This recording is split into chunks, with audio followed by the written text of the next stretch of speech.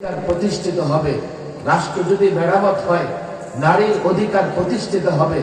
রাষ্ট্র যদি মেরামত হয়, আইন শৃঙ্খলা বাহিনীতে যারা দায়িত্ব পালন করেন তাদের অধিকারও আদায় হবে। রাষ্ট্র যদি মেরামত না করা যায় তাহলে দেশের কোন গোষ্ঠী তাদের অধিকার বুঝে পাবে না। আমরা ইসলাম এবং মুসলমানরা কি করে আমাদের অধিকার ফিরে পাবো? রাষ্ট্র মেরামতে একটা বড় কাজ অন্তর্বর্তীকালীন সরকার করার জন্য হাত দিয়েছে। সেটা কি? সংবিধান সংস্কার করতে হবে।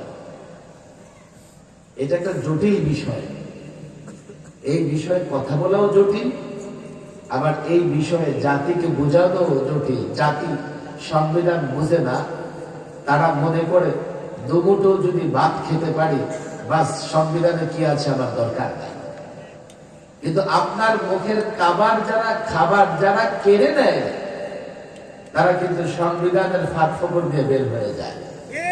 এই জন্য 53 বছরের বাংলাদেশে যারাই দুর্নীতি করেছে আজ পর্যন্ত একজন দুর্নীতিবাজের বিচার হয় নাই।